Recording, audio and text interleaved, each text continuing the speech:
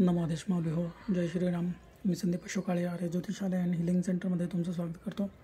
माऊली आपल्या नवनाथ भक्तिसार शृंखलेमध्ये आजच्या आपण 12व्या दिवसाच्या अध्यायाबद्दल जाणून घेणार आहोत. 12व्या अध्यायाचं तुम्ही बघू शकता. कानिफनाथ हे प्रकट झालेले आहेत गजकर्णातून. जालिंदरनाथांना मात्री भगवान दत्तांची दीक्षा प्राप्त झालेली आहे.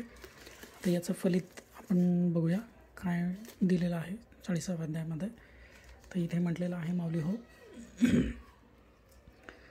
12व्यात हे कथन. जालिंदरे गुरु केला अतिनंदन उपरी कानिपाचा होऊन जन्म विटंबिले देवांसी. तो अध्यायकरिता पठन. क्षोभन पावे कोणी देवता जाणं क्षोभित असले होतील शमन सुख सर्व त्याची देते.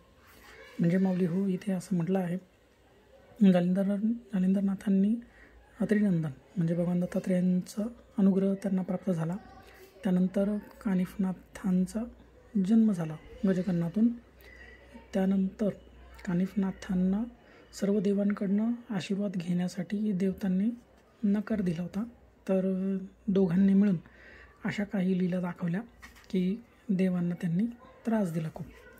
मग त्याच्यानंतर देवांनी पुन्हा प्रसन्न होऊन त्यांची परीक्षा बघून त्यांना आशीर्वाद दिला. त्या अध्यायाचं नित्यपठन केलं तर जर आपल्या कुटुंबावर आपल्यावर कुठल्या देवताचा काही कोप असेल, देवक्षोभ झाला असेल तर त्यांचं शमन होईल. म्हणजे ते शांत होऊन सर्व सुख प्रदान करतील. असं या 12व्या अध्यायाचं महिमा आहे माऊली हो. तर जसं आपलं पूर्वी पण सांगितलं होतं की कुठल्याही अध्यायाचं फळ पूर्ण प्राप्त करण्यासाठी कमीत कमी 45 दिवस आणि जास्तीत जास्त 6 महिने हे वाचायचं असतं. तर असं आहे आजचं 12व्या अध्यायाचं आपण फलित बघितलं. आपण उद्या बघूया 13व्या अध्यायाचं फलित. नमोदेश.